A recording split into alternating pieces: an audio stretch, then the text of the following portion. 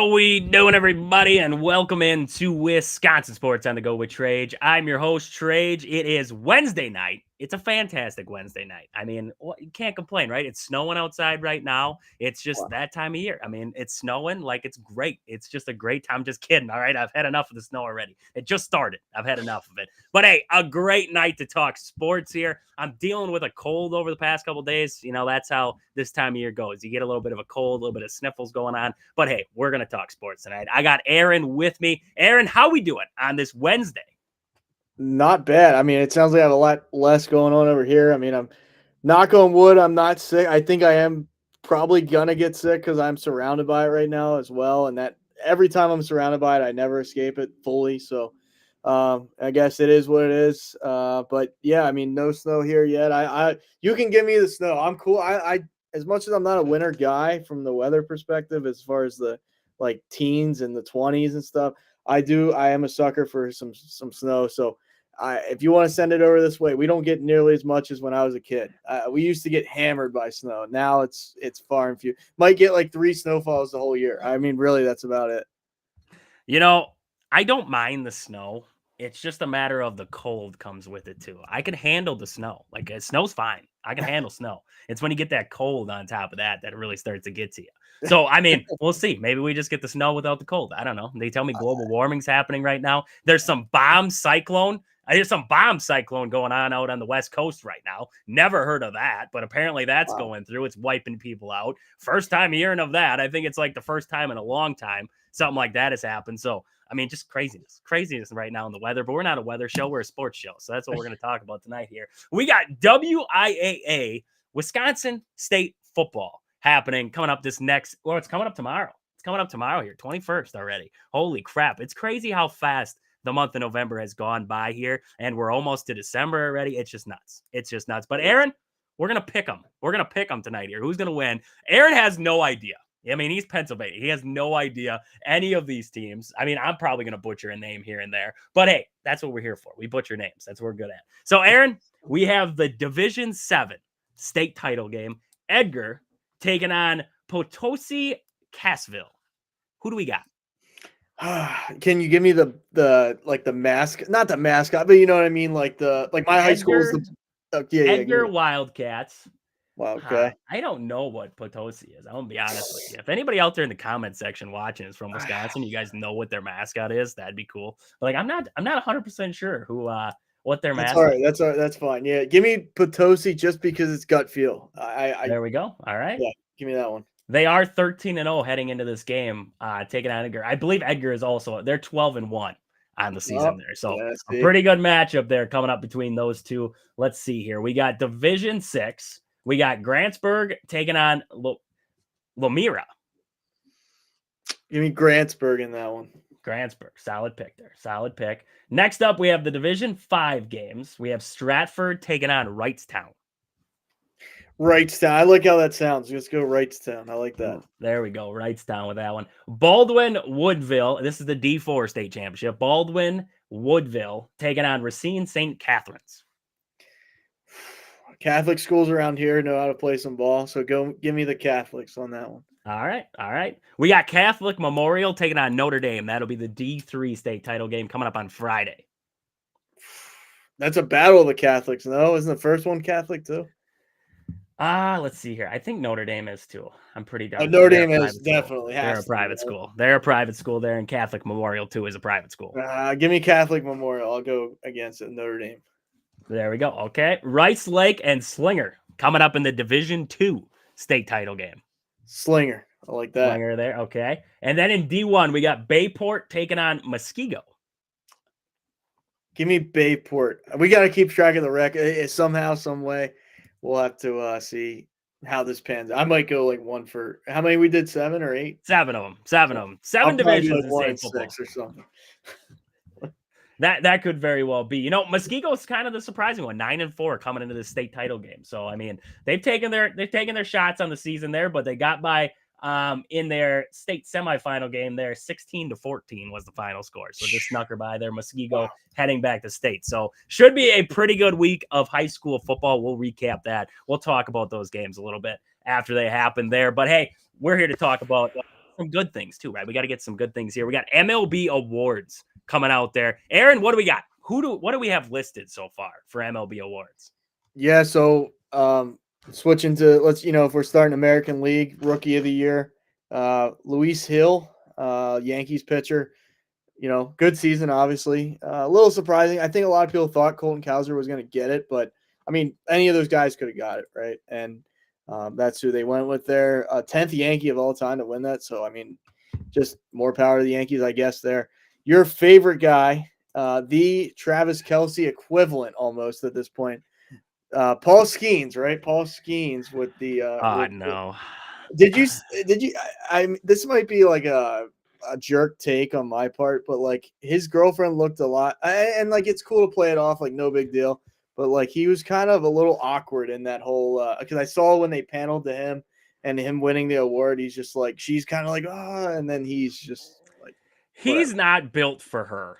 She's That's like probably that what it is. social media like darling. Everybody wants to talk about her. She always wants the cameras. She always wants the publicity. And Yeah. like, this is actually a good thing that I'm not even taking a shot at the guy. Like he is like that humble, like I just want to go play ball. I want to do my thing. I want to, help out if I have to. I believe he's enlisted in the army yet. I think he's enlisted in the Wow. army yet. So I mean, I'm pretty darn sure. I'd have to fact check myself on that one, but I'm pretty sure he's listed at least in some kind of facet there. I mean, he's just this humble guy, nice guy, down to earth seems like, and she's like the outgoing. Like they're almost polar opposites, those two. So That's it just that's is probably a weird how better that would work. evaluation. Like I looked at it as like he's like I'm too cool for school. So you're probably right. Like, I probably took the wrong angle to that. You know what I mean? Like I want to look that up now. I believe he's enlisted.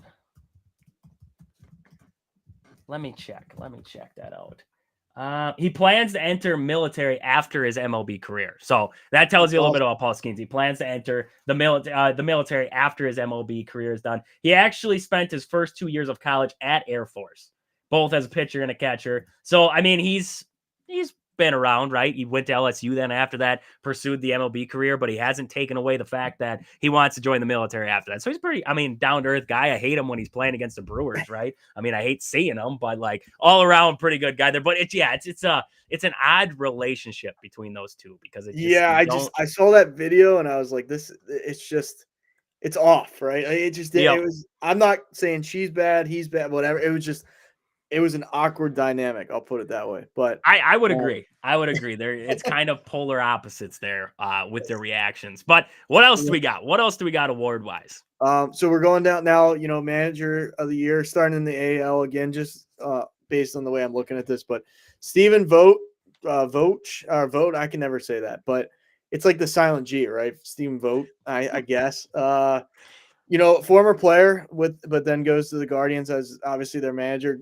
Great season. They fall short of going any further than the AL divisional series there with the Yanks, but I mean, nevertheless, good season with not the most talented of rosters, that's for sure. So, and then obviously, drum roll for the NL, your guy, the guy, I guess this year, Pat Murphy with the Brew Crew, right? How you had to have felt like that was well warranted. It was well deserved, but I will tell you this: for the years of Craig Counsell, I would not have been surprised if he'd got screwed. I wouldn't, because Craig Counsell got screwed. I mean, you look at any Brewer manager, if they give you 90 wins and you look at the roster that they got to 90 wins, you look at it and you'd say, how did they get there? You're looking at you're like, before this season, Bryce Terang, who's that? Right? Sal Frelick, who's that? Garrett Mitchell, who's that? You're banking on Jackson Churio becoming this guy, right? So it's just the way that he, rounded this roster. And I mean, look at the pitching staff. You didn't know who was starting day in and day out. They bring in guys like Frankie Montas, who is struggling, Savali, who is struggling. They bring them in, and it's just like they flip it around. They find a way, right? And it was an impressive season for a team that was predicted to be what, fourth, fifth in most of the division rankings we went through that list when the season was done, and we're looking at it. We're like, they were picked to be second by like one voting outfit. Everybody else was like, you're going to be fourth, you're going to be fifth. And they didn't care. I mean, they just went out, played ball. And that's Pat Murphy, the way that he managed, the way that he is, his demeanor, everything like that. It was the players were that, right? We saw Willie Adames going to start fights. We saw William Contreras starting fights. We saw, Reese Hoskins looking like he was ready to fight somebody. And that's Reese Hoskins. Like, that's Reese Hoskins in a nutshell. But all those guys, right? It's like they wanted something different this season. It was a completely different, feeling that you had when you're watching Brewer baseball. So, I mean, well deserved by Pat Murphy. I believe the voting, he got a couple second place votes, and I couldn't Yeah, even believe that. yeah. What's surprising to me, like I'm looking at that right now, is like I mean he won in quite a landslide though, 144-70 over Mike Schlitt, I guess from the Padres. I can never say that name either, but uh, I would make a big argument that Mendoza should have been second. I just that Mets team started out like 3-15 or so. Like they were just awful. Like they were the worst team Yep. in baseball. I know their their payroll is massive, but if you break down the lineup, lineup compared to lineup for the Padres, I would all day take the Padres. I think the Padres have much more talent, and the Mets have to play, up against the Phillies. Like I just feel like Mendoza should have been second. I'm not saying he should have overtaken Pat Murphy, but for him to only have, like, looking at this now, total votes, he only had 35 total votes, and Mike Schlitt had 70, like double the amount. I just, that to me doesn't make much sense, but that's No, just that's wild. I actually thought that Mendoza might, yeah, if there was going to be a guy, right, who was yeah. going to come in and take it from Pat Murphy, I really thought it'd be Mendoza. Just like you said, the way that he turned the team around, they were looking like they were going to be a landslide. Frank was over in Milwaukee throwing out the first pitch. He gave up on him already. And then all of a sudden they just like flipped the switch. And it did happen. Francisco Lindor got hot. Everybody started hitting. It changed it when Francisco But they Lindor didn't fall started getting going. apart, right? Like They that, didn't fall apart, they could have. 100%. Yeah.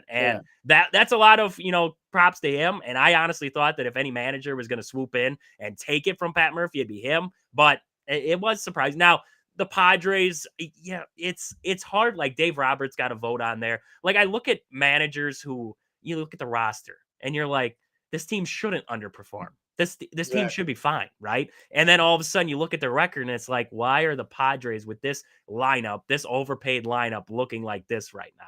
I mean, it sometimes gets so. Yeah, I mean, it was well deserved by Pat Murphy. Glad for him. I really think that the Brewers did get screwed with Craig Counsell. Like if I'm Craig Counsell, and Pat Murphy said it too. He's like, Craig should have gotten a couple of these. I shouldn't be the first one to get one. And that's 100% the truth. Like Craig should have got a couple with the Brewers. Now I don't care, right? He's with the Cubs. I don't care what he does now. I thought it was funny when Pat Murphy was on with the MLB crew and they were talking to him. He's trying to rush it because he's got to get his 10-year-old son, he's got to get him to baseball practice. So he's like, I got to get going here. He's like, I got to go. I got to get my son to baseball practice here. And his kids in the background talking and everything like that. And I just thought that was wholesome. Like, that's Pat Murphy. He's a family guy. He's a team guy. And that's just the way the Brewers played this year. And I can't wait. I mean, I'm glad the Brewers got him in there as the skipper now, because I just think he brings that team mentality, which I think a lot of these teams lack. They get that soul players on a team. They're not all one unit. And that's what I think the Brewers are really striving for, is to have a team where it's like, the teamwork, I guess. I don't know how to phrase it there, but, a well-built, well-rounded team versus a bunch of overpaid all-stars on a field together. No, exactly. I mean, that's something you see with like the Orioles, for example. I think are a team that embodies that too. Like the Kansas City Royals of this year. I know they had Bobby Witt, but there's going to be star players on the Orioles, star players on the Brewers, star player. But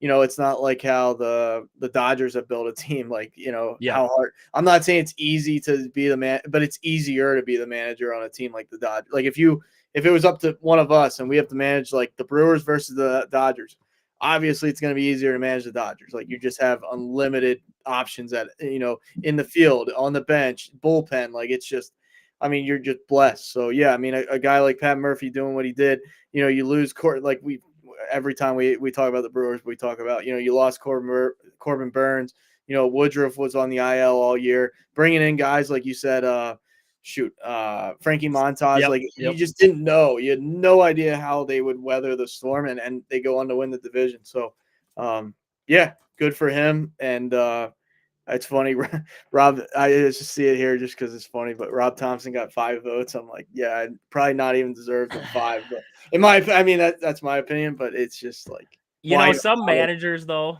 with those high paid lineups, they almost have it tougher too. I Like, agree. you get a I lot know of what you mean. personalities in the room. Like, the Phillies, I wouldn't want that job.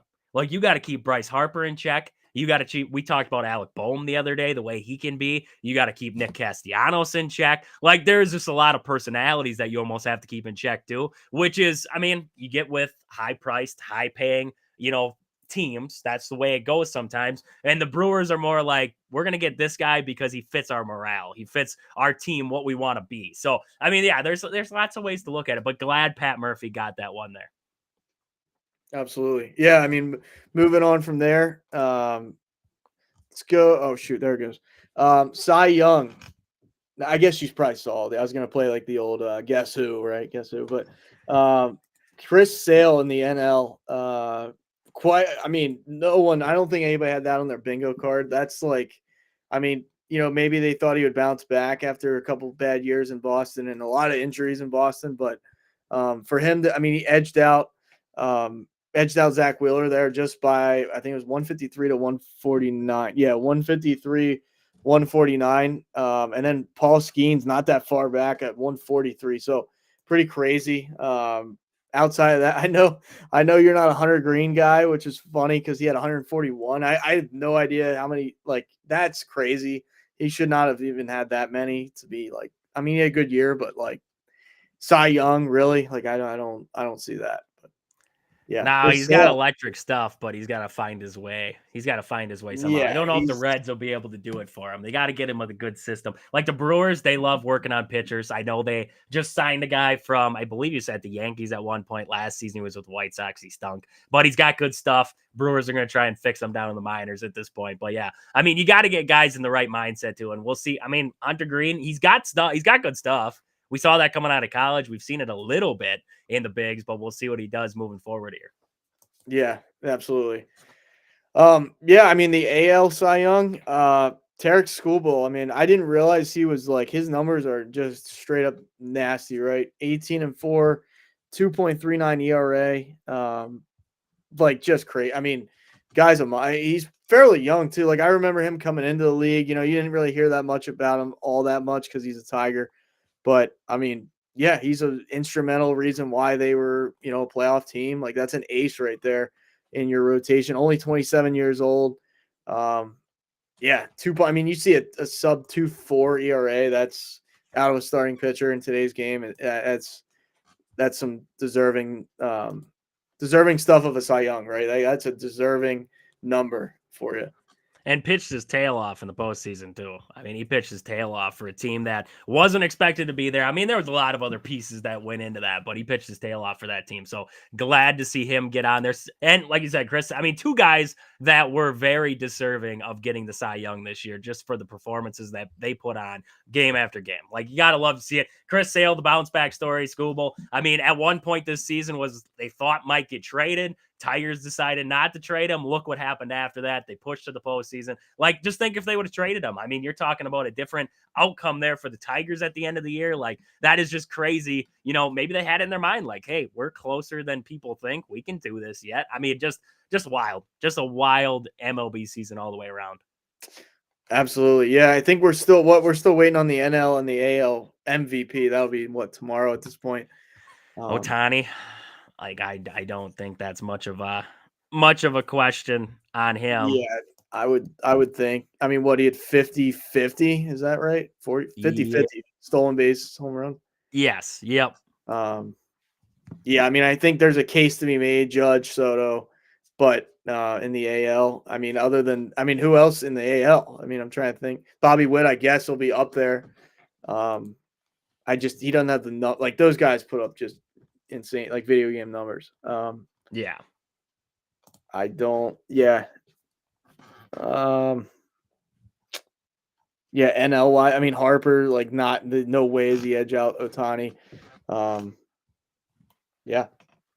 Would agree with that there. So there's your MLB awards. Pat Murphy wins it there. Gotta love that. Gotta love that out of the MLB there. But hey, let's talk about some Badger basketball. Let's talk about some Badger basketball here. They had a lot of people are crapping on Wisconsin for this last game out there against Rio Grande. And everybody has their own opinions on it. I'm going to give you mine because that's what I'm here for. I got to give you my opinion on it. you're going to have a game like this. You're going to have a game where you go against a lesser opponent and they give you a scare. They give you a run for your money. And Wisconsin came out on the winning end, right? You learn a lot more in a game like this. And I mean, Rio Grande, I'm going to tell you this now. If anybody who didn't watch the game is looking at this right now, you look at that team, they can shoot it. They can shoot it. Hassan Abdul Hakim, 19 points on the game. This guy can ring it up. Like, this guy, if he finds his way, I don't think he's very old yet either. He's a senior, so he's kind of stuck with Rio Grande at this point here. But this is a guy who he has talent, right? This Rio Grande team can shoot it. We saw that in this game here. They shot 39% from downtown. They shot 48% from the field. This is a team that can shoot the basketball. Wisconsin defensively didn't play great. We've seen that over the past couple of games here. They've given up 80-plus points twice. They've won both those games, so that puts you on a good side of it. But I think coming out of a game like this, Wisconsin needed this. Because if you would have went and you would have blown the doors off of Rio Grande, right? Not been in this situation, not been in a situation where you have to figure out what are you going to do late game, right? Because the Badgers had to figure out what they were going to do late game. There was a point where Rio Grande was up in this game. There was a point where Rio Grande was down a point in this game. And the Badgers had to find a way to persevere, win this game, knock down free throws, all those little things, get the ball in, avoid turning the basketball over. Those things that you don't learn in a blowout, right? You didn't learn that against Arizona. You learned that you could shoot the basketball. You learned that you can get to the free throw line, but you didn't learn, hey, when we're in a 1-point game, where are we going to go with the basketball? Who's going to be our guy, right? And in this game, it was John Blackwell. In this game, he had 30 points, right? Balled out again. We've had 2 straight games now with 30-plus point scores. That's great because the Badgers, I mean, they've lacked that in recent years of guys who can go off on different nights. John Tonje still contributes. He's got 19 points. Klesmit gives you 11. But it's the learning curve, right? I think they needed this because now you have the Greenbrier tip-off coming up here, that weekend tournament they're going to have. They're going to have UCF coming up on Friday at a 4 o'clock tip for that one. That should be a good game. You have a bunch of undefeated teams in there right now. Pitt's in there, and I believe LSU is the other one that is in there. So you're going to have a lot of good teams in that little tournament. This is a game where now we learn those little things. Now we learn what we got to do late game. Now we learn, who we can go to, what's our rotation going to look like in a late game or we're in a close game, right? Because we were speculating, right? We were like, okay, you can't go with a look with no true point guard in there. So we were thinking, well, we're going to see a lot more of Kamari McGee late in the game because you need that point guard on the court, right? They have guys who can play the point, but you need a true point guard when it's the nitty-gritty time. You need to get the ball past half court. You got to do those little things. We're learning a lot about the rotations from the Badgers. Rio Grande tested them. They were fast, right? They didn't want to play big ball. The Badgers could have bully balled their way, right? They had the size advantage over Rio Grande, but they weren't going to utilize that well because guess what? Rio Grande's knocking down shots, and the Badgers needed to speed it up defensively to try and keep up. So we saw a lot less of Nolan Winter in that game. 12 minutes for Nolan Winter. Not a whole lot of minutes out of him. Steven Crowell gave you 21 minutes in that game. Not even a lot out of Steven Crowell, right? Steven Crowell is one of your main contributors on your basketball team. And yet he sees 21 minutes of action in this one. We saw a lot more out of Carter Gilmore. A little bit faster, not as big, but a little bit faster there defensively. So that's why Carter Gilmore plays. I think we learned a lot more about what the Badgers can do rotationally in games in this one. I mean, Aaron, any stats? You're looking at the stats now. Any stats that stuck out to you? Rio Grande, Wisconsin?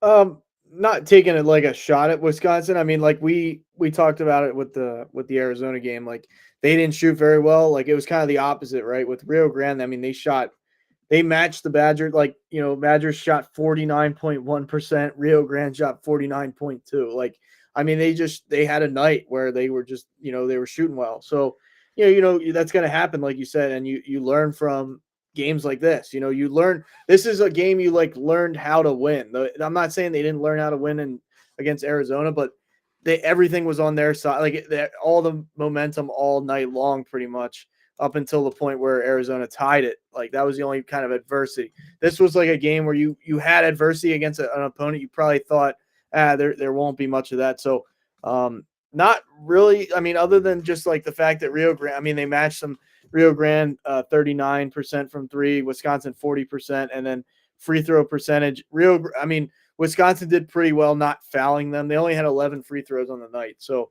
that shows you, they weren't going to the charity strike like every freaking time down the court, which you don't ever want to see that. So, um, the turnover battle, Wisconsin wins by 1. So you probably want to clean that up a little bit against a team like that. But, like I said, things are going to happen like that. You come out of there with a win. I mean, you tip your cap to Rio Grande. They came into Wisconsin and fought them to basically the very end. So, yeah, it was one of those deals where you find a way to win. They're not always going to be pretty. You survived. Like, that's the key thing. If you would have lost this game, there's definitely more reason to be upset at Wisconsin. So, find a way, even on probably not one of your best nights. That's really the key takeaway there for me. Yeah, and you learn things that you need to improve, right? And those are the little things that you want to learn right now before you get into Big Ten play. That's my biggest takeaway. You're learning things about this team, and you learn more in a close game like this, where it could have gone either way. You could have been on the losing end. You would rather learn those little things in a win versus learning those little things and losing this game by 2. So you pull out the win, you move on. Glad to see it. Wisconsin will have the Greenbrier tipping off on Friday. That'll be a 4:00 start for the Badgers against UCF. That's a team who's coming into this one undefeated. UCF is, 4-0 on the season so far. Ivy Curry's been great for them. 17 points a game up till this point here. And they got a little bit of size. They got a little bit of size to them there. They got a 7-footer, a couple different guys there who have some height on them. They're going to test the Badgers out on the inside, test them out on the, rebounding is going to be a big thing in that one. So we'll see how the Badgers fare against UCF, and then we'll see if they're going to either play in the winner's side of that Greenbrier tip-off or in the loser's side. That'll be on Sunday there. We'll see which way they're going to face it there, who they're going to play, and when they're going to play. That'll be decided on what happens here against UCF on Friday. But I did see there was a tweet that I saw today. I know a lot of people have kind of talked about it already, but I saw this tweet and I was just going to see if I could pull it up there. Now I'm losing it. What the heck is going on here? I just lost it there. Basically, a Marquette faithful, I guess, out there. He came out and he goes, shoot, I had it. You know what? I had it and I lost it, and I thought I was going to be able to read it off directly here. But now I can't find it. For the life of me, can't find it there. It's a Marquette faithful. He says that, Marquette goes, they beat Purdue last night, and nobody storms the court, right? It was a 16 versus, I believe, 6 at the time there between the two. Nobody storms the court. Nobody storms the court there. But Wisconsin, they go and beat Arizona, the number 9 team in the nation. Wisconsin, unranked, predicted to finish basically last in the Big Ten Conference again, just like every year. They storm the court after Arizona. And he says basically Marquette goes business as usual. Wisconsin, being Wisconsin, storms the court there. I don't know why this even has to be talked about, right? Because I don't think it's a storm corming issue. I don't think it is. First off, I don't know if you can actually storm the court at Pfizer Forum. I don't know if that's an actual thing, because the Marquette plays where the Bucks do. So I don't know if you can actually storm the court there. I could be wrong, but Wisconsin goes. They're not predicted to finish anywhere in the top 25. Not predicted to finish up near the top in the Big Ten even. And they go and they beat Arizona on their home court. They score over 100 points. The fans are amped up, right? Because this is a big time matchup. They just got blown out last season at Arizona. Arizona comes to their place. They control the game. It was exciting. The fans were into it. It was a packed house, and they stormed the court. Like, Aaron, is there an actual problem to what happened there? I'll see if I can find the exact tweet while you're answering that. But do you see a problem with Wisconsin being unranked? They beat the number 9 team in the nation, an Arizona team that's supposed to be pretty good. Do you see a problem with the two things there? So the Wisconsin thing, no, it is what we said. Marquette is they're ranked, correct? And Marquette is ranked, yes. And they beat Purdue, who was ranked number 6 in the nation, if I'm not mistaken. Let me double check. And Marquette's like 14th, or like they're middle of the pack somewhere, right? Right here. Purdue was ranked 6th. Marquette was 15th. Yeah, I mean that. Gotta keep it PG-13. That's BS, is what that is. Because I mean, Wisconsin's unranked. Like, what do you want? You know what I mean? Like, they're unranked, and they beat the number 9 team at the time in the nation. In their home court, you had the team from years past coming back. Like, that's so like, I mean, come on, man. Like, I don't know, just being a homer for Marquette. Like, I'm not a Wisconsin guy. I'm not a Marquette guy, and like, I'm just looking at it objectively. And it's like, why couldn't Wisconsin storm? Like, that's you're unranked and you're beating a top 10 team at home. Like, that's I don't Found know. it. There we go. There we go. Let's go. The guy's name is Gorilla Monsoon. I don't know what kind of name that is, but that's his Twitter name. That's interesting. So that's his name, but he's a Marquette guy. Worth pointing out, he goes, Wisconsin beats number 9 Arizona and in parentheses put chokers on Peacock and storms the court. Marquette just effing dog walked number 6 Purdue on national television, business as usual in Milwaukee. Bigger fish to fry, primetime program. So basically taking that's what, see, I wanted to read the quote because I knew he said something in there that was like, we don't like that. I just want to make it known. I don't like Marquette. I'll leave out my hatred for Marquette for a second. The Badgers have beat Marquette 3 years in a row in their little rivalry. Now, this season, it might go the other way. Knock on wood. I don't know what's going to happen. They're going to play each other. We'll see what happens. It's at the Pfizer. We'll see what happens there. But 3 years in a row. So if you're a primetime program, buddy, what has happened in the last 3 years against Wisconsin that has ultimately led to your defeat? Like, are you going to tell me Tyler Kolek didn't play good that day? Oh, this happened. Like, dude, shut up. You beat Purdue, okay? Great. You beat them at the Pfizer, all right? If you would have went to Mackey Arena, if you would have went to Purdue and you would have dog walked, or not dog walked, right? Effing dog walked Purdue at Purdue, okay. Hats off to you, buddy. Like, good work on that one. This is a Purdue team who, I mean, yes, I don't want to give them like, props or anything right now. They just lost Zach Edey. They just lost Mason Gillis. Like, these guys are probably still trying to figure out how to work without the 7'6" totem pole that's standing underneath the hoop. Like, they're still trying to figure out how to, fend for life without him down there. Now, I'm not saying that Purdue won't figure it out because I still think this is a good team. But yes, you beat Purdue. Hats off. Like, it was a great game. Cam Jones, first triple-double since Dwayne Wade back in 2003 for Marquette. Like, hats off. Like, fantastic. I love watching that game. I thought Cam Jones was fantastic. Marquette played well. Like, great. You were the number 15 team in the nation. You are expected to be good this year. Purdue is expected to be good this year. You handled your business. You did your job at home. Okay, like, good. Hats off to you. Wisconsin was not predicted to be good this year. They weren't even close to being predicted to be good this year. Like, if we pulled up all the predicted standings, they'd be sitting at the bottom.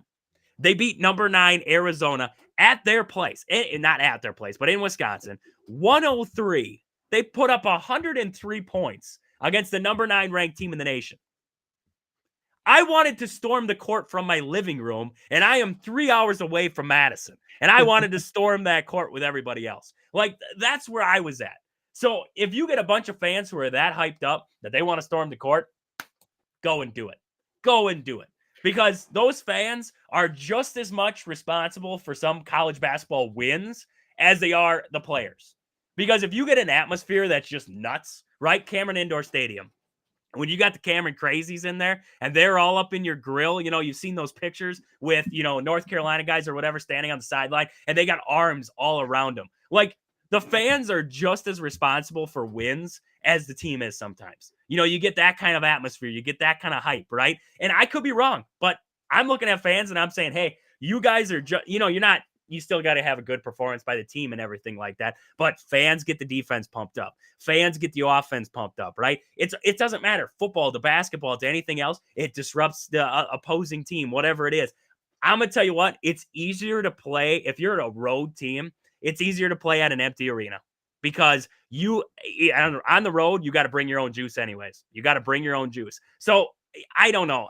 Could I be far off base and thinking this guy is absolutely nuts? Like, is he like sniffing the glue or like what is going on in Marquette right now that these guys think that they're like on this platform and Wisconsin's like, I don't know, the bottom of the barrel?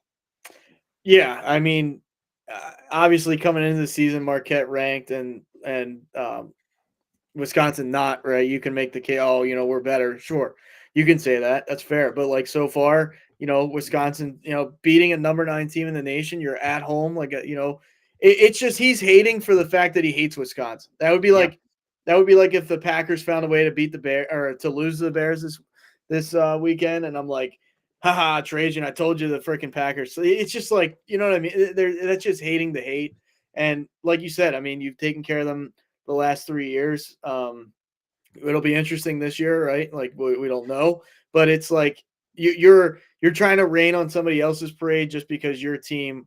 And don't get me wrong, winning and like conducting yourself business as usual. I respect that, that's. But at the same time, when you want to storm the court, you storm like it's like you storm the field in football, right? That's awesome. You Yep. storm the court in basketball, like let college athletics be college athletics, because the pro atmospheres just, in my opinion, do not compare, because it's just bonkers, right? I mean, you're ripping field goal posts out of the freaking stadium, like you're doing all that. So, like that guy, maybe sniff some glue, right? I mean, maybe go I pound think some he already salt. is. I think he's so far past sniffing glue.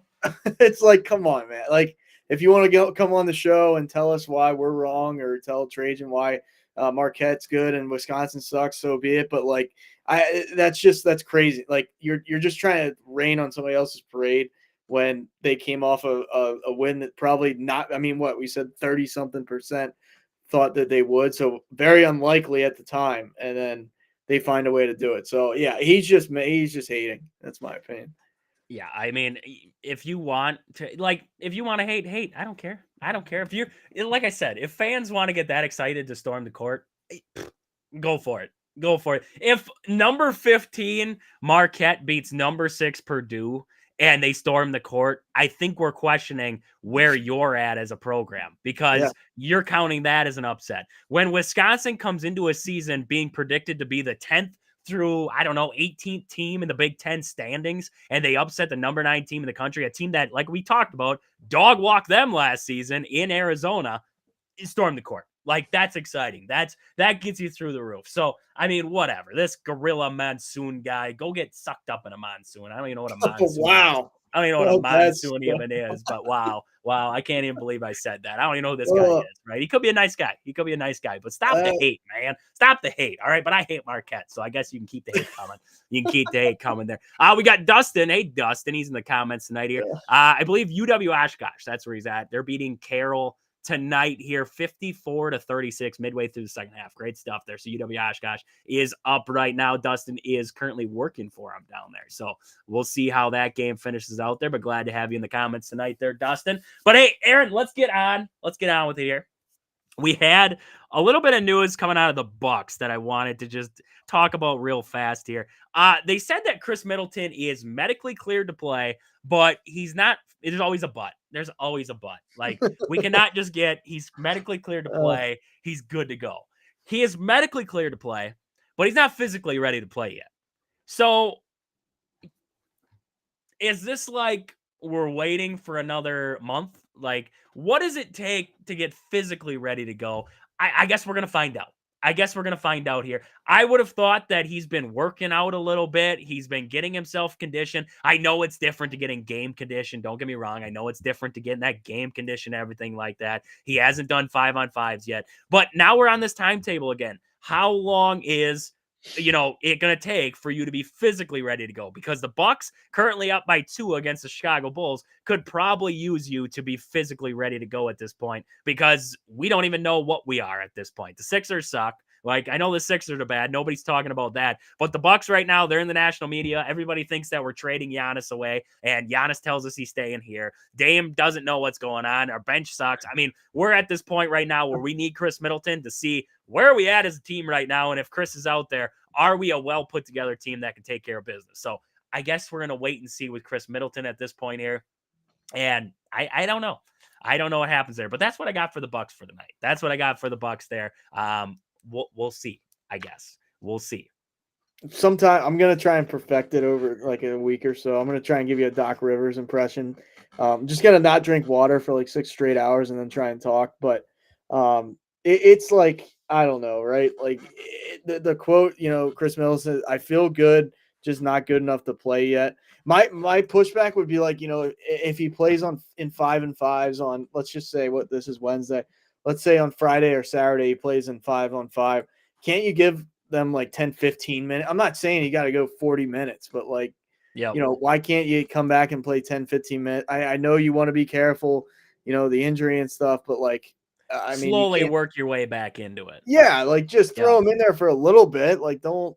I don't. I just we don't know how he feels, but like at some I point, it's like just I when. feel like this is like I don't know. We're gonna get into it with the Packers too, but it's like Jair Alexander, right? When he's out there, he's great. Like he's a good player. Like Chris Middleton's a great mid-range shooter. He's one of the best, right? But it's the waiting game, right? When are we gonna get him? When are we not gonna have him? And we need him to be out there, but when is it gonna be? When is his time? It's like this big old what if game right now. What if he was healthy? What if he was out there? Would this Bucks team look different? I don't know. I don't have the answer because I don't know if we're gonna get when we're gonna get him back and what amount are we gonna get him back. It's just it's a hassle. It is a hassle right now, and we'll wait and see on that one. You know what else is a hassle, Aaron? At this very moment, Luke Fickell is a hassle. Luke Fickell and trying to understand Luke Fickell is a hassle for me right now. So Luke Fickell, he came out to the media and he was talking to media about this offensive coordinator change, right? We're trying to see what's going to happen at offensive coordinator. And he addressed the firing on Monday. And he said, to the question of who is going to be the play caller moving forward. Right now, we're speculating who could be the play caller. People are thinking it's going to be Nate Letton, the tight ends coach. They think he's going to call the offense there, but who the heck knows at this point? Luke Fickell says, "Why does it matter?" That's a direct quote. Why does it matter? I mean, the offense will be run, and those guys will do a lot of things collaboratively. I'm going to mess collab. They're going to collab, right? They're going to collab together. And I don't think it is really important who's calling it. I guess it gives you the ability to point a finger at somebody if that's the case, but it's not one of those things. I think it is that important. Sometimes I think it's overrated in some ways, but it'll be a collab group and those guys will have to work together a lot. So that's kind of irritating, if you ask me.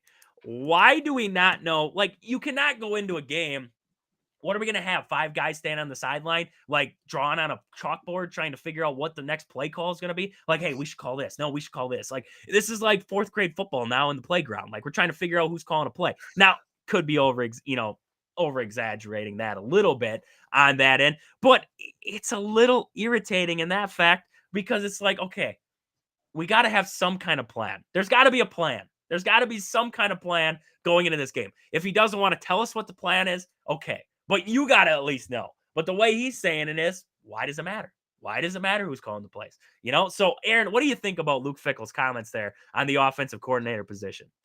I mean, I get fundamentally what he's saying, right? It doesn't matter who's calling the plays, we have to execute. Like, that's like common sense. It's like, okay, well, doesn't matter if I'm calling the plays, doesn't matter if, assistant coach is calling the play. Like, no matter what, we want to see the team play well offensively if we're just talking about offensively. But it's like, yeah, it's kind of like he's just I mean, I don't blame him. Like, I think these coaches and stuff like that hold it together better than I would. Like, if I'm coming off a game against Oregon, and like that would be like for somebody to stand up on that podium after you almost beat the number 1 team in the nation, and like I'd probably flip, I'd probably flip the table, and like I don't know if I could handle it. So I give these guys a lot of credit, but I get what he's saying. He says I don't think it's really important as to who is calling it. It just gives you the ability to point a finger at somebody if that's the case. Now that starts to sound like, okay, dude, like what like that it comes with the territory, right? Like if you don't Yep. win, if you don't execute, if you're struggling, dropping games, like people, it gets noisy. It doesn't matter if you play at Wisconsin, USC, Penn State, Michigan. They're gonna start like, okay, can this guy get the job done? So at the end there, he did kind of go off the rails, I think, a little bit. Do I blame him? Not necessarily, but it's probably not the smartest thing to say. He probably let the emotions get a little bit of him there, but I'm not mad at him for saying it. I mean, hey, they fired the offensive coordinator. We're moving forward in a different direction. Hopefully this gets better, right? That's kind of where he's at. It is what it's a situation you need to get it fixed somehow, some way, and that's all you can hope for. And they're making the decisions in an effort to make that happen. Like if they think that's the right move, then do it. Like, that is the situation. Yeah, I don't know. It's just like a cryptic message that he's trying to send us. Like, dude, just tell me. Just who's calling the plays? Just Yeah. it's a simple question. Who's calling the plays? But I guess we'll wait and see. We'll see how it works out. We did see Jake Renfro said we have a plan in place. Not going to share what that plan is, but I'm excited to show the world on Saturday. Dude, what kind of plan could you have in place that is going to blow us out of the water? Because up until this point, you haven't blown us out of the water. So I don't know what they're going to change by Saturday. But I tell you what, if this offense comes out, they give me 400 yards or something like that on the ground, it's just nuts. I should have made this change a long time ago. Honestly, this change, I was thinking about it more. We announced the news on Sunday there, and I was thinking about it more. I'm like, this is just a weird time, right? You come off a game against Oregon there. Your offense sucked again, right? It wasn't very productive, but it's just a weird time to make that offensive coordinator change. Like, it didn't make sense. Didn't make sense right then and there that this is when we're doing it because you got 2 games left on the season. You would have thought maybe you let them play it out and that kind of thing. I don't know. It's just a weird, like almost like a rash decision. Like, we gotta go quick. We gotta make something, something happen. Luke Fickell may be feeling pressure. He's like, I gotta make something happen. So he lets Phil Longo go. I mean, just it was odd. It was odd, an odd decision there out of Luke Fickell. But hopefully that means there's good things coming forward. Maybe Phil Longo was part of the problem with Braden Locke. He struggled, right? They had to have seen something in Braden Locke that they thought was a good quarterback or something they can work with.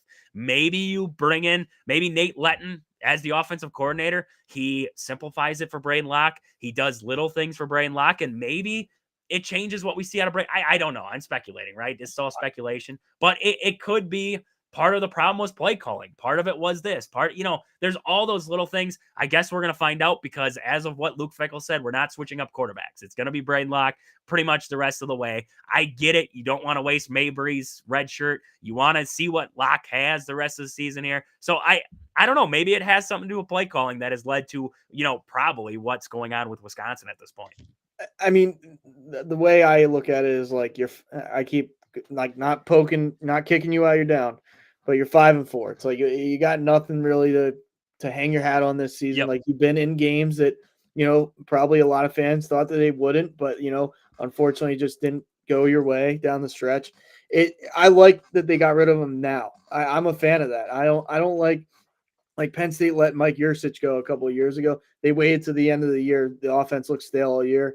I'm not saying you got to fire a guy week 2 if it's not working out in his first season, but this is a move where, okay, we're going towards the future and we're getting a head start on, like, we're looking around. Like, I'm sure they're actively looking around if they're smart, which I think, most of the Big Ten programs at least have some type of plan. Now, whether they execute or not, it's different, but I think they're trying to execute a plan where, okay, we're going to look around, see who we can bring in here. This guy was not the guy. We're not going to wait, kick the tires all the way to the end of the season when we're 5-4. I'm good with it. It's okay. Let's try and figure this out. Let's see what we have. Maybe that'll be something we can carry into next year. Maybe it's not. Now you give those guys at least 2 games to see what they can do. If it looks better, you give them a shot. Maybe you interview them alongside other people and see what you have there.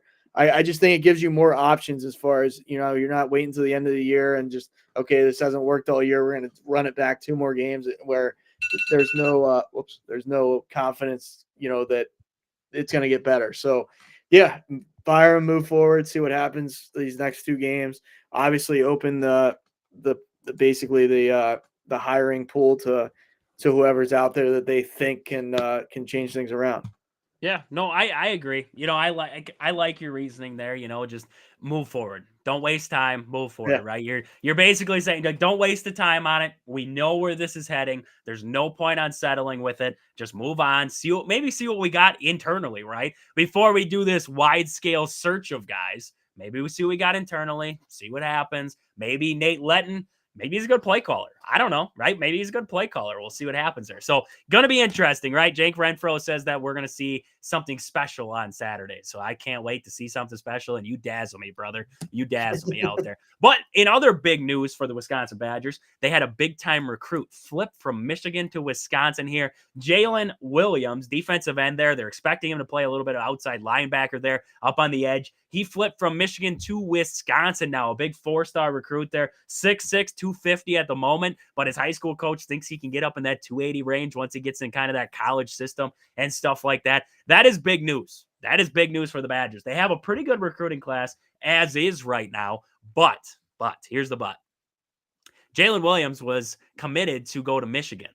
Carter Smith, quarterback, 4-star quarterback, was also committed to go to Michigan. Now, Jalen Williams, after the Oregon visit, when he came and watched them against Oregon, flips his commitment to Wisconsin. And then, he had a post out there. And then in the comment section, he goes down there and he puts, hey, and he ats Carter Smith and he gives that winky face on there.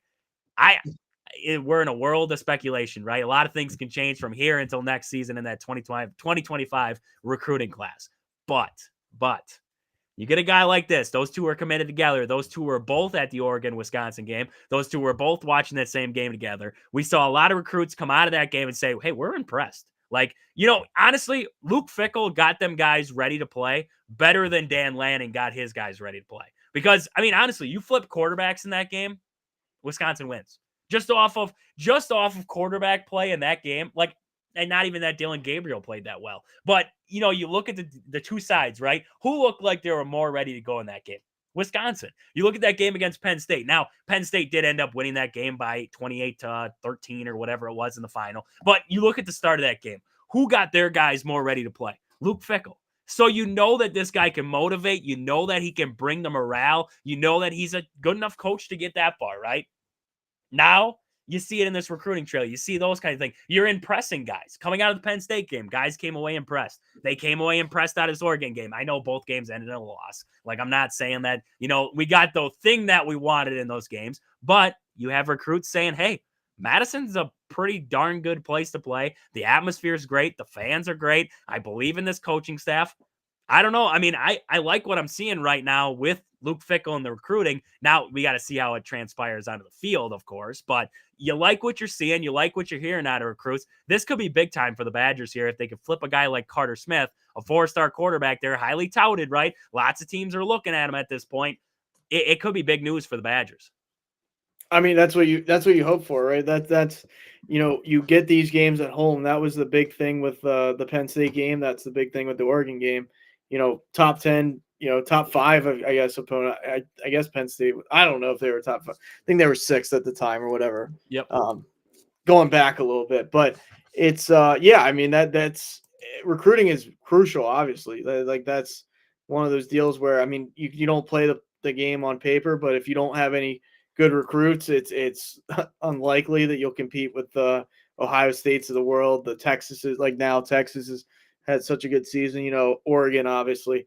So yeah, if you're a Wisconsin fan, you gotta be happy with that. And like you said, they came out against Penn State. I was unpleasantly shocked for my sake that they came out as fiery as they did. It's a good Big Ten environment, and you gotta love that. I don't care if you're a Wisconsin, Penn State, a Michigan State, Big Ten football. I will always. Yeah, I'm biased because I'm a Penn State fan, but I love a good Big Ten environment. It's gritty. You know what I mean? SEC is great. It produces more NFL talent. I'll give them that. But Big Ten has my heart. So it's you see a team like Wisconsin, this could be something. They get the right play caller. You never know. You don't know the potential of what the team could look like in a couple. This hasn't been their year. Obviously, we know that. We've talked about that ad nauseum. So who knows where, these recruits, and if you land a guy like Carter Smith, Aller was a 4-star recruit, you know what I mean? It's one of those, if you land a quarterback to that caliber, who knows? You know what I mean? It transformed, what you have now compared to what he could be. I'm not saying he's going to be, but what he could be, it definitely would probably bump you up. And that's what you're looking to do if you're with a team trying to go from, middle of the pack to competitive to good to great and all that, elite, everything else. And if you're Wisconsin, that's what you've been missing for years now is a quarterback. You're missing that quarterback. And if you can figure out that quarterback position, everything else will fill its place. Everything else will find its role, but you got to figure out that quarterback room. And hopefully, like we're talking, Carter Smith, maybe, possibly commits to Wisconsin. You figure out that side of it. Now the rest of it can fill in. You got guys at wide receiver. I'm not convinced Wisconsin doesn't have talent. They have talent. They have talent in the wide receiver room. They have talent on the defense. They have talent in there. They can add pieces, definitely. They can get better at those spots, but you can't tell me that they're 42-10 worse than Iowa, right? I mean, yes, Iowa's got a good defense and they got a good running back, but you cannot tell me that wide receiver wise, Iowa's got better talent. You cannot tell me Iowa is 32 points better than Wisconsin. There's no way. There's no way. So, I mean, you look at some of the losses that they've had. I mean, yes, Oregon, if they're only 3 points better than Wisconsin,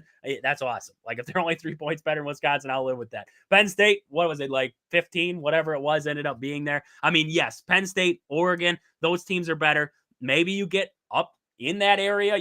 I'm not saying that Wisconsin with these recruits is going to get ahead of those teams, right? Because they get the 5 stars, they get all them big dogs. But you could get to a place where that Oregon team, they're good, but you could beat them.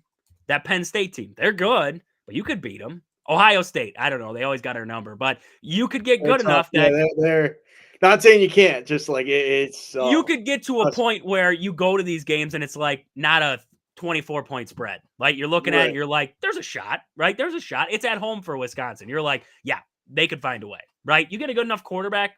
That's what I'm saying, right? You look at this season as a total. I know, Penn State went one way and Oregon went one way. But if you give me a good enough quarterback in those games, I couldn't tell you. I couldn't tell you which ways those games could have gone, just because, say Wisconsin jumps out to a big lead against Penn State.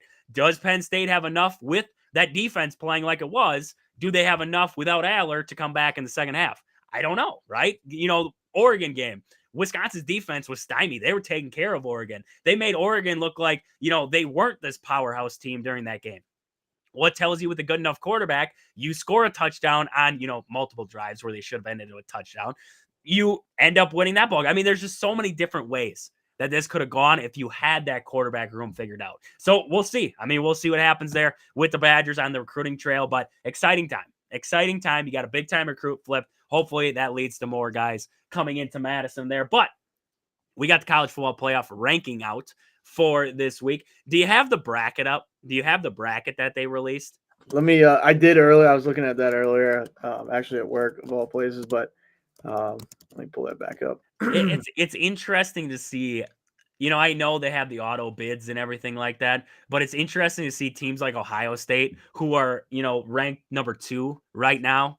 They would be on like the 5 line, which is baffling to me. They don't get a bye, but you got a team like, Boise State, who would get a bye. And it's like, it doesn't add up, right? It doesn't add up.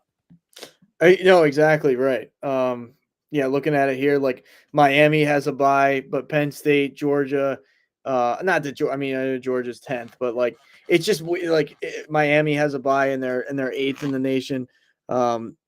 And like you said, Ohio State 2nd in the nation, no bye. Kind of weird. I mean, it's weird. Like Penn State's the 4th, they're 4th in the country, but 6th in the bracket. Like it is a little bit like, I mean, I get it. I get the logic behind it. You can read through all the reasons why and stuff like that, but it's like, to your eyes, it's weird. It doesn't. And then you start thinking about, well, how does Boise State have a bye, but not Ohio State, not Texas does, but like not Indiana, who's 5th in the nation. It's like, it's weird. It is weird. There's always gonna be, we're always going to speculate because it's never perfect, right? Never and, we understand it because it's the auto bid, right? You get the auto buy because you won your conference. We get that, but it's just odd to see teams like, Ohio State or Penn State with a loss, or, even a team like Indiana. They're undefeated. They're undefeated right now. And I know, right now Oregon's an auto lock into the Big Ten championship. If Indiana finds a way to beat Ohio State, now if you have an Indiana team with 1 loss, all of a sudden they end up on this 5 line, and then they have to play a game just to get into the big field there of teams getting auto buys. Now, we know auto buys can hurt teams too because they have a long layoff, everything like that. But, I mean, just it's an interesting interesting makeup. And I guess first year, we'll see how it goes. They'll probably expand it to 16 teams yet. Like, we'll see. You know, that's how they love to do it. They'll keep expanding until it's perfect. 64. No, 60. We'll just add them all. We'll add them all. Every game throughout the season will now be a playoff game. If you lose the first one, you're out. You're just done. Done for the year. Done for the year there. But, I mean, what are we seeing right now? Who are our top 12? Who's in the bracket right now? Who's got our buys? Who's got our matchups? Yeah, so you're looking. We'll just go left to right. I mean, first game out, left to right. Alabama, Notre Dame, pretty cool. Like that. That's got some weight to it, just because both huge fan bases, right? I mean, that's a Historic clash. programs, too. Yes, exactly. I think the lesser of the, this is a lesser interesting game to me. BYU. I'm not even saying that because it's Ohio State, but I think Ohio State walks BYU. I mean, I'd be shocked if BYU even has a chance. Really, I just don't see it. But that's the seeding. That's where they line up there.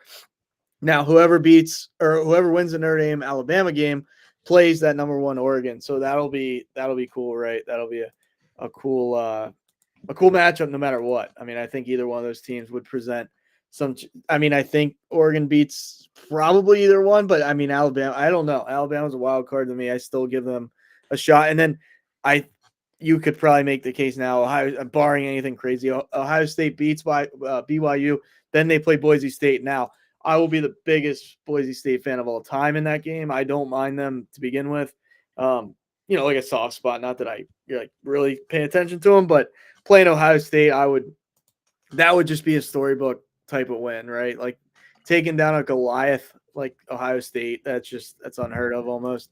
So there's that. And then on the other flip side, Ole Miss, Indiana, who I definitely got into it. Like you were talking about how the Marquette guys, this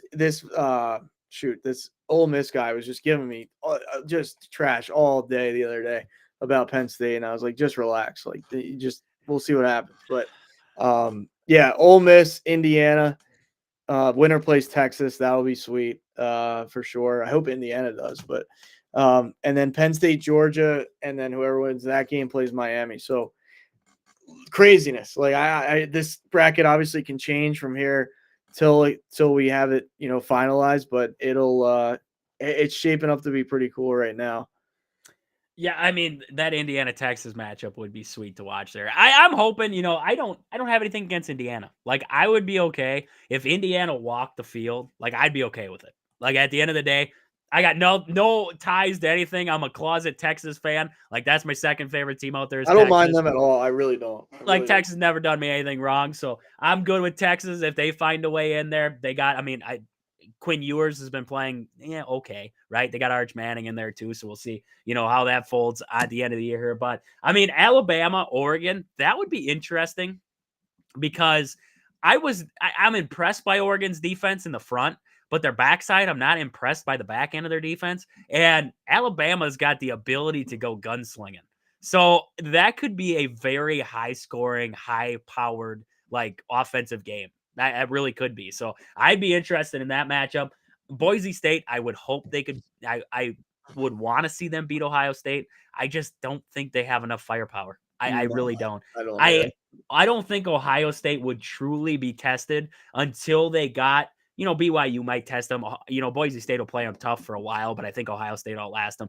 Oregon would be their first big test outside of maybe like an Alabama if they make it past Oregon. So, that's a pretty good field as of right now. We'll see how it all shakes out.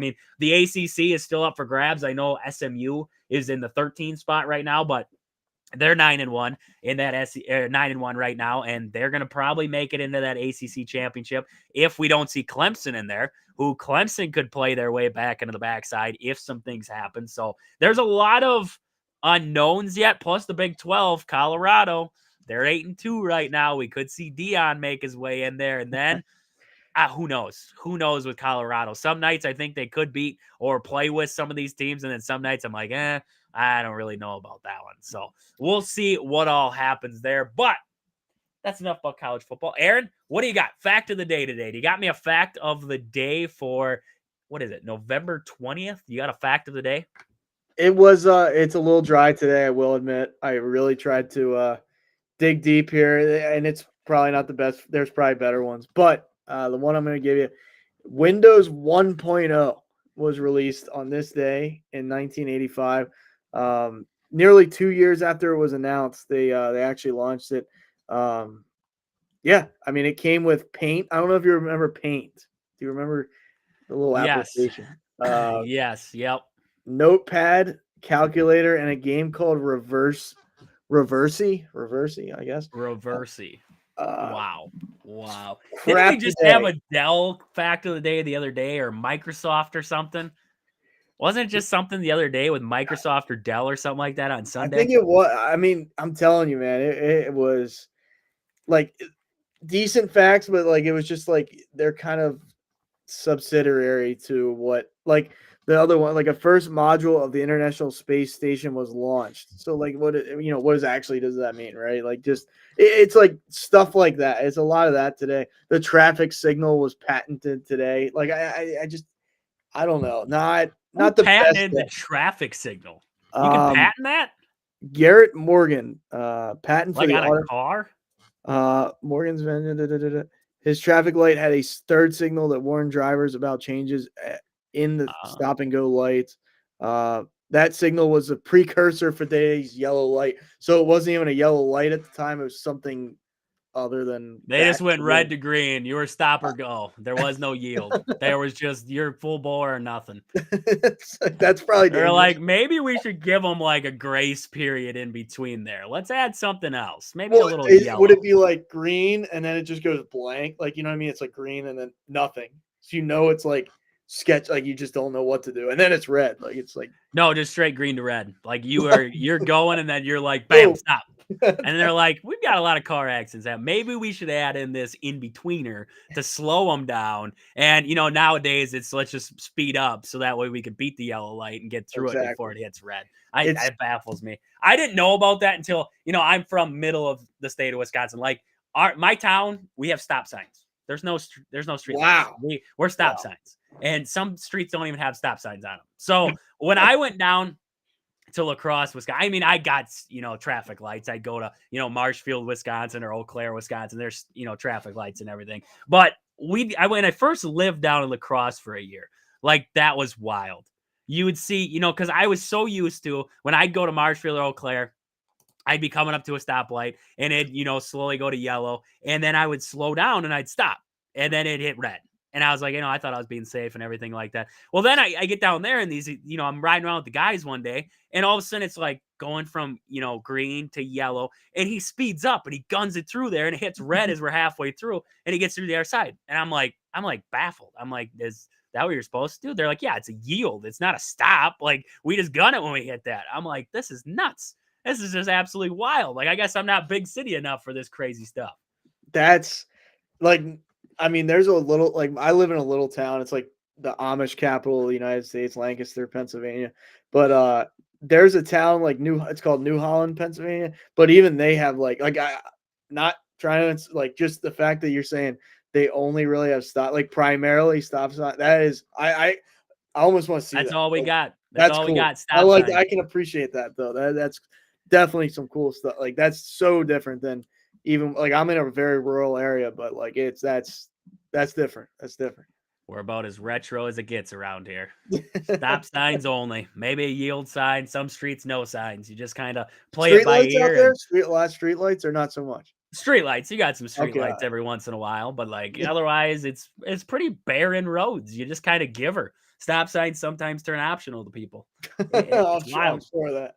It's wild around here. I mean, you can't even get around there. But that's enough about that. That's enough about college football. Let's get to the Packers. Let's talk a little Packers talk. I know we talked about on Sunday there, we were looking for the PFF grades coming off that Chicago Bears win. So I wanted to dive into them a little bit today here.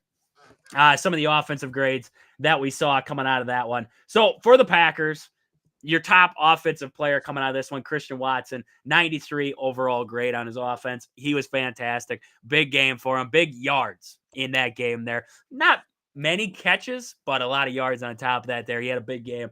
Zach Tom rated at 73. Decent in this one. Pass blocking at a 69. Run blocking at 73. Jordan Love came in at 73. Efficient game. Didn't throw the ball a lot in that one.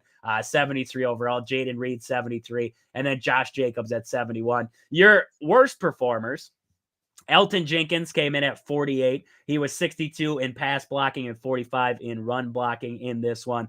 Dontavian Wicks, 53 overall. Tucker Kraft, 54 overall in this one. So, I mean, offensively, not a huge showing offensively as we saw from the final score and everything come out of this one. But, I mean, Aaron, any of those stats kind of stick out to you? I mean, hearing some of those guys where they were at in this one? Not really. Love. Tell me about Loves again one more time. He graded in at 73 offensively. He was 72 overall in the pass grades. This is all according to PFF grades Right, coming out of that right. one. He was 72 in pass, 64 in the run, and 60 overall run blocking. Those mean nothing. They graded him in run blocking. I don't think he was out there really run blocking in this one. So, and he did have the one rushing touchdown, and he had a couple different plays where he got out, made good decisions, right? Something that we were looking for out of Jordan Love. In this last game, he could have thrown the ball a little bit more. He could have maybe forced a dangerous throw into the end zone. I know the red zone efficiency for the Packers has sucked. They've actually been one of the worst teams in the red zone. He didn't force anything. He tucked it, tried to run for a little bit of yardage there, didn't get to the end zone. But you like the understanding and not trying to force things out of him in that game. Right. As it's now thundering here in November. It's weird, right? That's weird to me. Not to be completely off topic there, but I mean, I'll ask you this because now I'm pulling up Caleb Williams, PFF grade there at a 65 overall, but in the pass game and a little over an 80 there. Did the eye test? Did the eye test tell you that Caleb Williams outplayed Jordan Love? Would you say that or not really?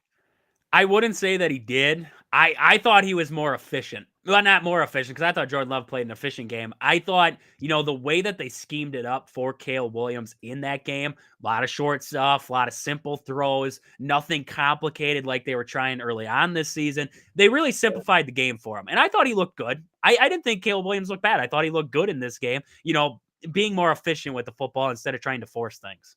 Yeah, that's fair. So yeah, I mean, other than that though, not really. I mean, Christian Watson gives you a solid game for sure, like you said.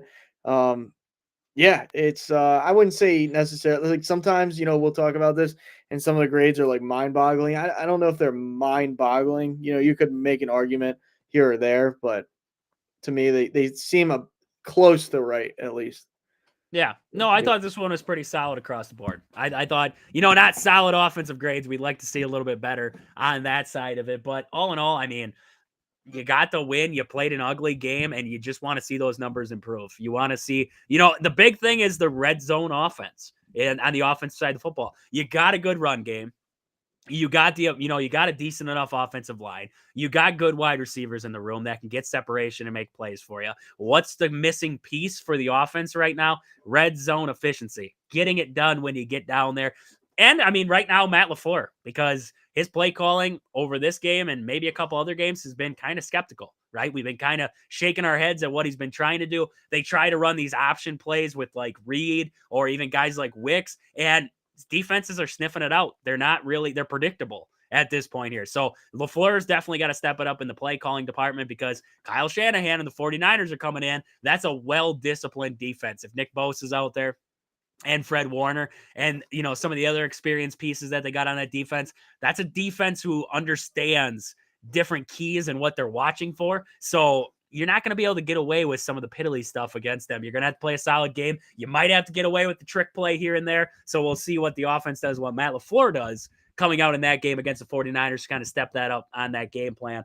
But the defensive grades, Rashawn Gary's been better as of late here. Now, we want to see the stats that he's been producing as of late. We want to see them kind of improve in that. I believe his pass rush, his amount of pressures has gone up as of late from what we saw early on. That's good news. Now it's time to get home. Now it's time to get to that quarterback and make the plays back there. In this one, he was the highest graded defender, 79 overall on the defense there. He was 68 in the pass rush, 75 tackling, and 75 in the run defense. Eric Wilson, linebacker, 69 overall on defense there. Jair Alexander didn't play, so you can't really, he played for 10 snaps. You can't really count him in there. Eric Stokes, 65 overall on his grade. He was 62 overall in coverage there. And looking down the line, Quay Walker was up there at 62, but we're going to get to him. He has struggled mightily. Right now, he currently ranks 137th out of 154 linebackers in the NFL. That's your starting middle linebacker. That's bad. Not That's what you bad like. news. Yeah, not You're what you not like. getting very good production out of a middle linebacker spot. So we'll get back to him there. But looking at the rest of the guys, Devontae Wyatt didn't have a great game there, 49 overall on the grade. He's been better as of late. Egenbar wasn't great in this one. Nixon getting beat up, 45, and then Lucas Van Ness, 33. Those are guys that you need to step up. What I think part of the problem is with the secondary. Well, first off, Jair Alexander being about as available as, I mean, I don't even know. Like, Jair Alexander, you get him back for 10 snaps and he's hurt again. I mean, you never know if he's going to be out there. We talked about it earlier with Chris Middleton. Like, you never know. Is he going to be playing? Is he not? When's he going to be ready? Same with Jair Alexander, right? When he's out there, he's a very good corner. I hate that people say that this guy isn't a top corner in the league because he's a top corner in the league when he's out there. But the fact is he's not. He's not there. So you're relying on guys like Eric Stokes, on guys like Carrington Valentine, or you're relying on guys like Javian Bullard or Keyshawn Nixon to be those guys for you. Well, those guys can all do the job, right? But when you cannot get a pass rush consistently, which we just talked about, Rashawn Gary has been a little bit better. But you look at the rest of that defensive line. Kenny Clark has struggled. Devontae Wyatt is getting better, right? Where hopefully he becomes that game wrecker for you. But Lucas Van Ness has struggled. When you cannot get a consistent pass rush, your secondary is going to struggle. Like, they're going to look rough because how easy is it to stay on some of these top receivers in the league for more than 5 seconds, 6 seconds? Like, that's hard. That's hard to do. Like, we can sit here and say, oh, Keyshawn Nixon should stay on him. That 4th and goal that the Lions had where Keyshawn Nixon kind of got beat up by a Amon-Ra St. Brown touchdown. Like, okay, that one's different. But some of these other plays, how do you expect Keyshawn Nixon to stay with some of these top receivers? And I know he's not playing against top receivers every single time, but even your average receiver, how do you stay with them for more than 5 seconds, 6 seconds? Like, that's tough. That's tough. Those guys are making moves. You got to keep up foot speed for foot speed. You can only read it so well. So, I mean, Aaron, lack of pass rush, that's going to beat up a secondary, isn't it? Absolutely. Yeah, no, that to me is always like, you talk about importance of winning games, like offensive line play and defensive line play is crucial. And like if you're not getting that, like you said, the longer that quarterback, I don't care really who it. I mean, an exception to some guys in the league, but if you have an average to above average quarterback, they'll pick you up. If you're not getting pass rush, like even if you have a great secondary, it puts you in bad situations. So yeah, you're just looking for that Packers secondary to really become consistent. That's if you can have that, it changes the whole dynamic. The line, like I'm so used to that with the Eagles, right? If we don't have pass rush, the linebackers look horrible. The corner, I've seen it in years past. This year, the Eagles defense looks a little better, but it starts with that to me. Starts with your pass rush. If you can get that, you can pretty much at least have a chance against anybody. Because like we saw with Mahomes in the Super Bowl, when he plays the Buccaneers, they got after him all game long. He couldn't do anything. Like pass rush is so crucial. So that's what you're looking to really get going if you can this year with those Packers on a consistent level. Like they've shown it at times. It's just you want to do that against the Jared Goffs, the guys that are towards the top of the league as far as stats are concerned, at least. No, 100% agree. 100%. You got to have pass rush to make yourself look good on the back end. A little bit at least. And that's where the Yeah. Packers have struggled a little bit on the season here. Also in that linebacker core, we're talking about Quay Walker. I mean, at this point, I don't know if you can make the change because, I mean, he's your play caller. He's the guy who's making the reads. He's doing all those little things in the middle at this point. Could you put that role on a guy like Eric Wilson or a guy like Isaiah McDuffie, or even you couldn't put it on Edgerrin Cooper at this point? I don't know. I don't even know if he's big enough to play the middle linebacker. I mean, he's good. I love Edgerrin Cooper, but I just don't know if he's big enough to play in that spot at this point here. I mean, maybe, right? But Quay Walker is kind of stuck. He's stuck in that role at this point here. Yes, there's probably better ways to utilize his talent, maybe as an edge rusher, right? Just go balls to the walls, dude. But his biggest problem is I think it comes down to a mental side for him, right? He can get through a line, he can make a read, he can get through a line, and then all of a sudden he gets to make, the spot, and he just looks lost. He doesn't know what's going on anymore. So, I mean, there's lots of things with Quay Walker that are they're like, you look at the physical attributes and you're like, yeah, like this is a guy. He's great in coverage. What left him up there? I know we just talked about his grade before. What kept him up there in his grade was 74 in coverage. Like he was graded as 74 in coverage, but you look at his run defense, 51. 51. This is your middle linebacker. You can't have that. You can't have that. If you want to be a successful football team, if you want to go toe to toe with the Lions, if you want to go toe to toe with the 49ers who have Christian McCaffrey, you got to be able to stop the run. And you look at this run defense and you're like, where's my linebackers? Not sitting pretty. Not sitting pretty at all right now. So, I mean, looking at these defensive grades, there's a lot that needs to be cleaned up right now. We'll see what happens against the 49ers here coming up. But a big question I heard earlier, and we're getting close to that hour 30 mark, so maybe this will be the last topic of the night. We'll see what happens. But the latest thing I've heard is everybody is kind of at this point where the Lions are just this juggernaut, right? They're just the greatest team in the world, and there's nobody that can touch them. Nobody in the world that can touch them. And the Chiefs, they're the AFC, and nobody can touch them, and it's the Chiefs and nobody else.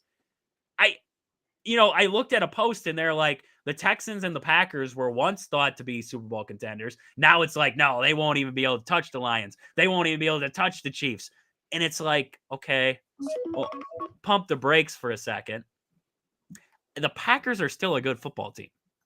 The Packers haven't even played yet to what they could fully play to at this point. I guess to me, what I'm saying is I think the Lions are better than the Packers, right? On paper, they got better players. They're deeper. They got the better players right now. Now I don't know if I'm going to say better players, but they got a deeper bench. They got, more stars. But I'm not going to say that the Packers couldn't beat the Lions. I'm not going to say that the Packers couldn't beat the 49ers. Like, this is still a good Packers team. I don't know, Aaron. Like, are you looking at it and are you saying to yourself, like, hey, this Packers, like the Lions are just out in front and there ain't nobody there's nobody in the rear view mirror of the Lions right now. They're just, downright the best team. Nobody can touch them. Like, I just think that's kind of baffling. It's based off of like, what have you done lately, right? Like everybody was talking about, the Eagles haven't beat anybody, then they go beat the Commanders. Now, like in my area, it's like, well, I'm plugged into like Philly media. It's like, oh, Eagles are Super Bowl contender now. Like, and 2 weeks ago, it was like, we're gonna fire Sirianni. Like, it's what have you done lately? I know the Lions have been good all year, and the Packers have struggled at times, but still a great record. I mean, Jordan Love, I told you before, I'm a big Jordan Love guy. So it's like people get.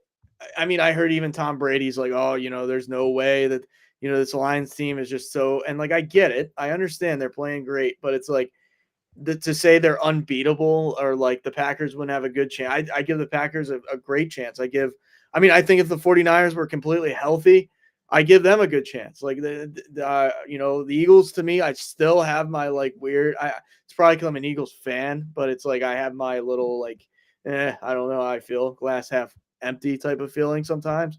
But like, could the Eagles beat the Lions? I think they could. I think somehow, some way. I mean, there's probably teams with better chance than the Eagles, but like to say that the Lions are going to run away with the NFC, like, come on, man, like that's way too, like, anything can happen.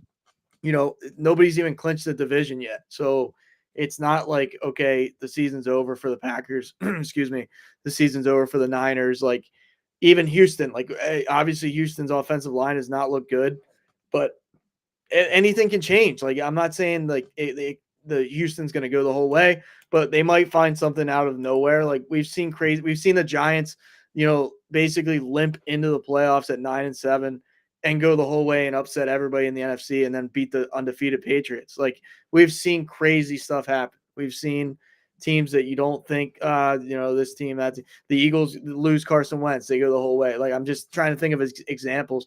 I mean, the Jaguars back in the day with Blake Bortles as their quarterback go all the way to the AFC Championship. So I don't know, this whole notion that, like, I know it's the media and they love a hot, storyline or a hot topic or a headline, I should say.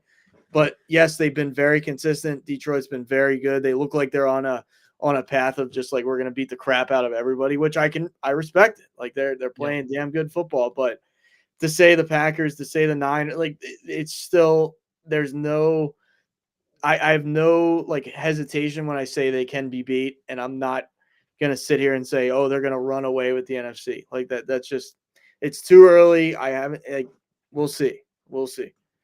Well, and the Packers played a close game with the Lions. And if you actually look at the run game in that game, if the Packers didn't put themselves in a hole, they had a good shot to win that football game.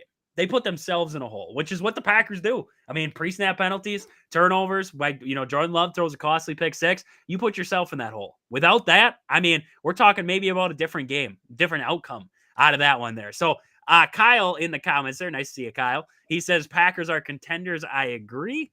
And he says the Lions have seemed like the most consistent team in the NFC. The rest of the NFC is tough to figure. I agree. Like right now, I would say as a Packer fan, the Packers have not played to their full potential at this point. Jordan Love has not played to his full potential. This offense has not gotten to its heights that I think it can get to. The defense, I don't even know. Like Jeff Hafley's done a lot with the little with this defense. Can you imagine Joel Berry running this defense at this point? Like they would suck. Like there isn't many stars on this defense for the Green Bay Packers, and yet they find ways, right? Xavier McKinney was a great find in free agency. Like he's been nothing but fantastic. Quay Walker, you look at the linebacker core. There ain't much to talk about outside of Edgerrin Cooper maybe becoming a star. Defensive line has struggled. I mean, you just look at the pieces in there, and you're like, Hafley's done a lot with a little. I mean, we're putting this Lions team on like a 2007 New England Patriots level at this point. Like you're talking like they're untouchable. I don't think they're untouchable, right? I don't. If you put you had a game where Goff threw five interceptions in a game. If you give me the Eagles on a good night, Jalen Hurts is feeling it. Saquon's playing his game right, and Goff throws five interceptions. I'm sorry to say it, the Eagles win. Like, and I'm not sorry to say it. I'm not sorry to say it at all. Like, Lions fans, I'm not sorry to say it. The Eagles would beat you. You played a Texans team who struggles offensively right now, and they played well in the first half, but they couldn't find ways to score in the second half, even when they were given opportunities. So, I mean, I'm looking at this team, and yes, they survived that game. Fantastic, right? Goff threw five interceptions, you survived. How often can you do that? I don't think very often.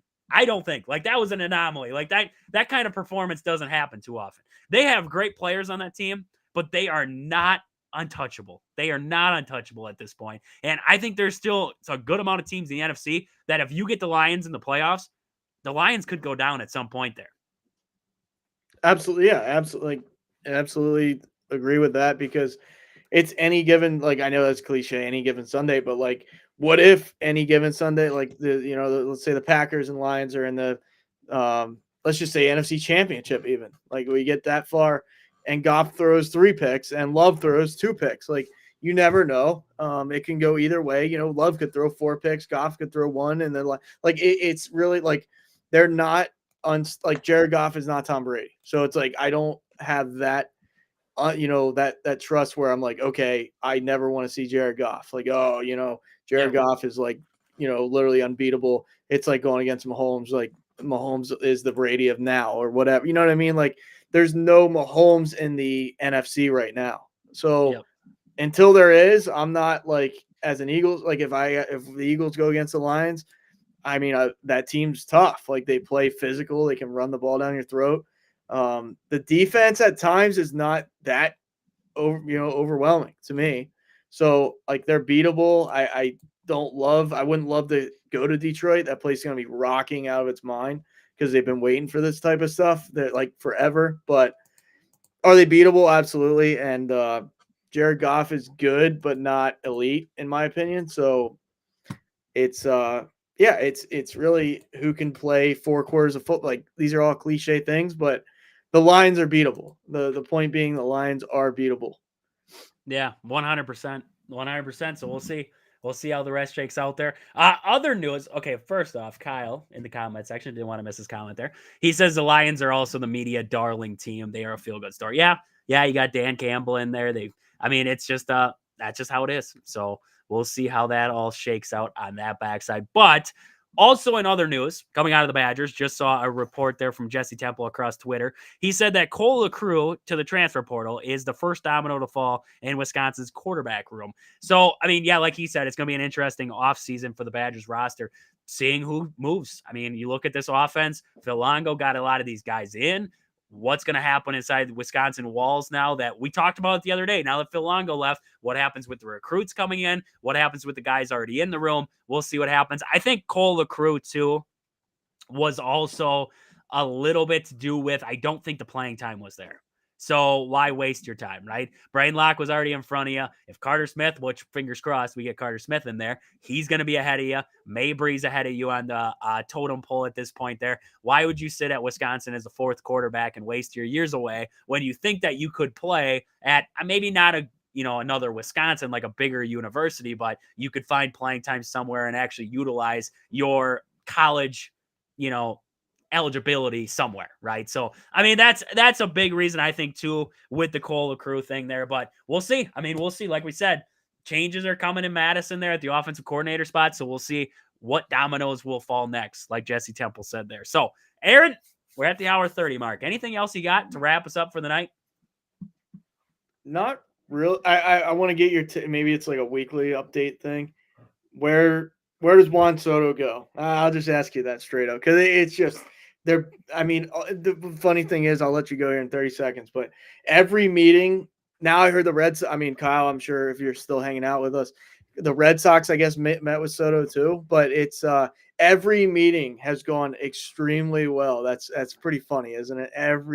The Red Sox, the Jays, the Yankees, the Mets, and the Dodgers, they've all probably going exactly the same. So extremely well out of the Soto camp. Of course, they're going to say that because they want to negotiate against each other, right? They want to squeeze as much money out of this as they can.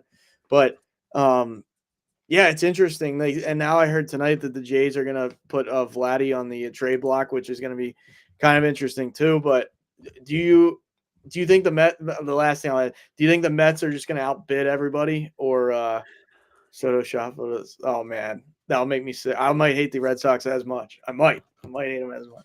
The Soto shuffle to the Sox. I would beam them. It's not a division game. We can beam them, right? I mean, that's interesting. Crazy stuff out of it.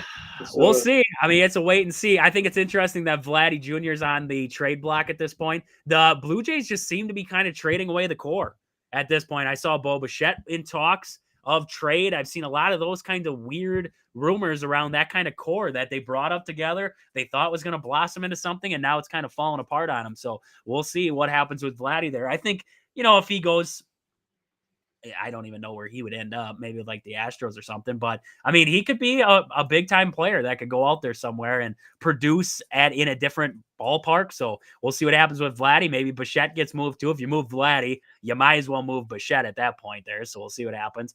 Kyle, he says that he feels like he ends up with the Mets. I think the Mets have the most money that they're going to be throwing around. And yeah, I think it's going to be New York versus New York. Who can throw down the most dollars here? Who really wants them at the end of the day? Who really wants them? And I don't know if the Yankees can afford to lose them. I really don't feel like the Yankees can afford to lose them.